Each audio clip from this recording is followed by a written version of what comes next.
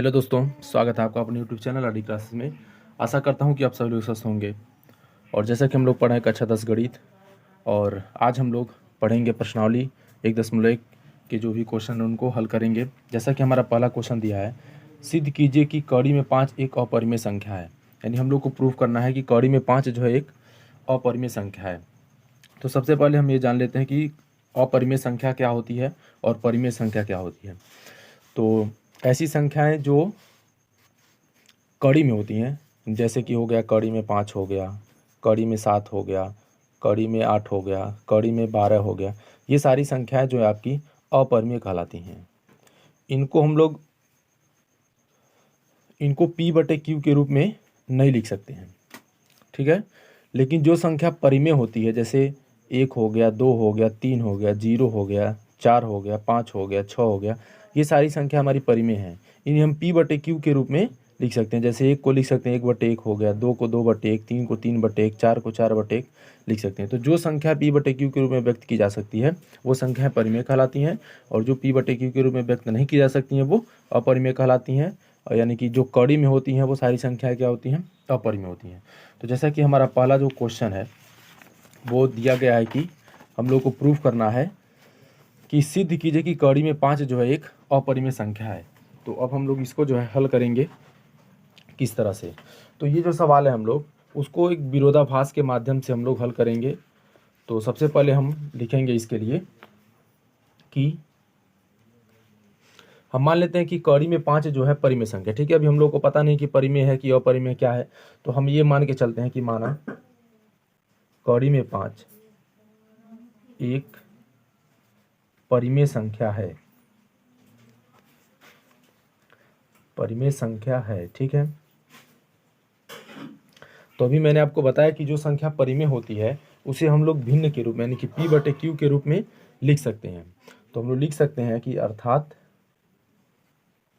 कड़ी में 5 बराबर लिख सकते हैं P/Q। और यहाँ पे थोड़ा PQ के लिए कंडीशन है हमारा कि जहाँ P तथा Q सह अभाज्य संख्याएं हैं, सह अभाज्य पूर्णांक हैं, ठीक है।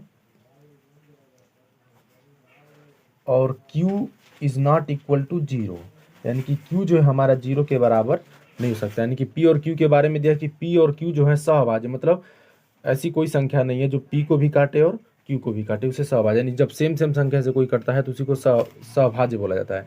तो ये ऐसा नहीं है, एक ही संख्या से दोनों कभी भी डिवाइड नहीं होंगे, ठीक है। तो अब हमारा कंडीशन है कि कड़ी में 5 बराबर है P/Q। दोनों पक्षों का वर्ग कर दीजिए, दोनों पक्षों का वर्ग करने पर, तो जब दोनों पक्षों का हम वर्ग करेंगे तो फिर यहाँ पे क्या हो जाएगा कि कड़ी में 5 का वर्ग बराबर P/Q का वर्ग, ठीक है। तो कड़ी में 5 का जब वर्ग होगा तो कड़ी हट जाएगी, यहाँ पे हो जाएगा मेरा 5 और ये हो जाएगा आपका P²/Q²। इसको हम लोग लिख सकते हैं, इसका 5 का जो है इस Q² से गुणा कर देंगे तो ये हमारा हो सकता है P² बराबर 5Q²। और इसको मान लेते हैं समीकरण नंबर 1, ठीक है। अब यहाँ से एक चीज़ हम लोग देख रहे हैं, P² बराबर 5Q²। तो हम लोगों ने अभी यूक्लिड का प्रमेय पढ़ा है कि क्या होता है, भाज्य बराबर होता है, भाज्य बराबर भाजक गुणे भागफल प्लस शेषफल।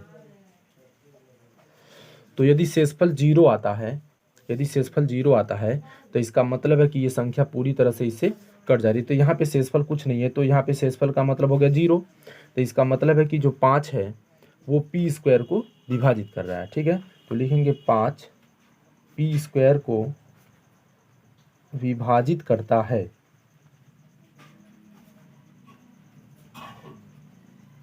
तो यदि 5 P² को विभाजित करता है तो 5 जो है P को भी विभाजित करेगा, अतः 5 P को भी विभाजित करेगा,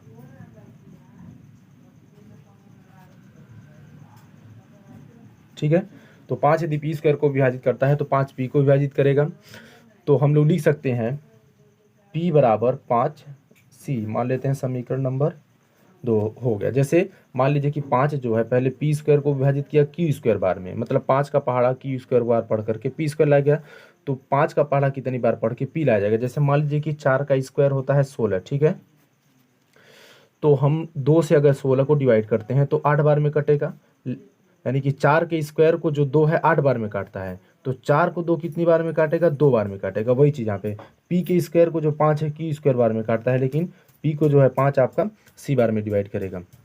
तो फिर हम लोग क्या करते हैं, इसका जो मान है समीकरण 1 में रख देते हैं, यानी कि समीकरण 1 में पी का मान रखने पर,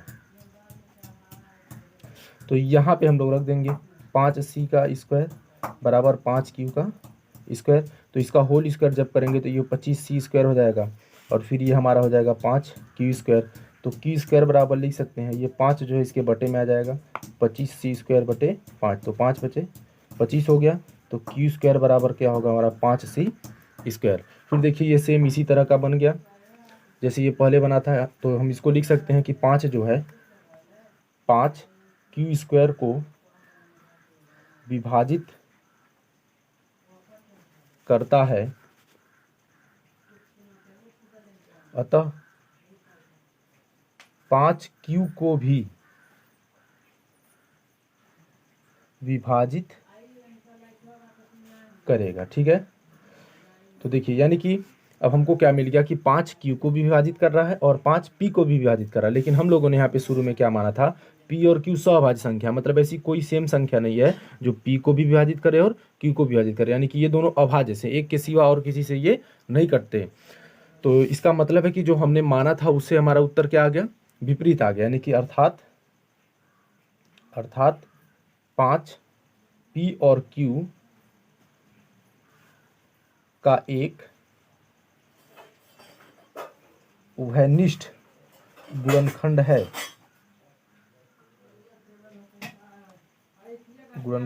ठीक है।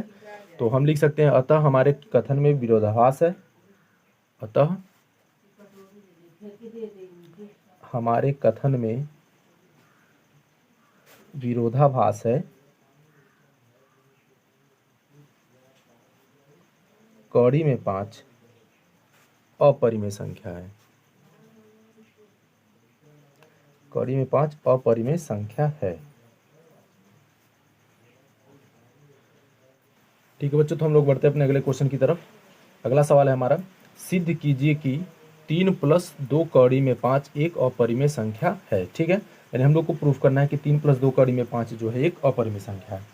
तो फिर हम लोग यहाँ पे क्या करेंगे, लिखेंगे माना 3 + 2 कौड़ी में 5 परिमेय संख्या है, परिमेय संख्या है, ठीक है।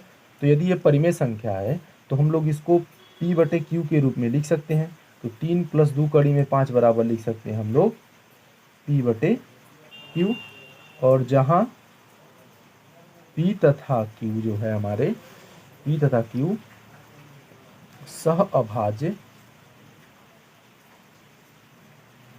धन पूर्णांक हैं, और q is not equal to 0, यानी कि जहाँ पे q जो है हमारा 0 के बराबर नहीं हो सकता है, ठीक है। तो हम लोग आगे बढ़ते हैं, 3 को का पक्षांतर कर देते हैं, 3 को उधर भेज देते हैं यहाँ पे, तो 2 कड़ी में 5 बराबर हो जाएगा p/q - 3, ठीक है।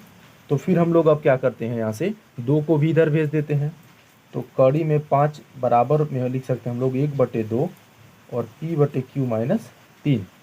अब देखिए यहाँ पे चूंकि ये जो हमारे हैं p और q पूर्णांक हैं, अभी हमने लिखा है यहाँ पे p तथा q सह अभाज्य धन पूर्णांक है, ठीक है ना। p और q पूर्णांक है, चूंकि p तथा q पूर्णांक हैं, तो जितने भी पूर्णांक होते हैं वो सारे के सारे परिमेय होते हैं।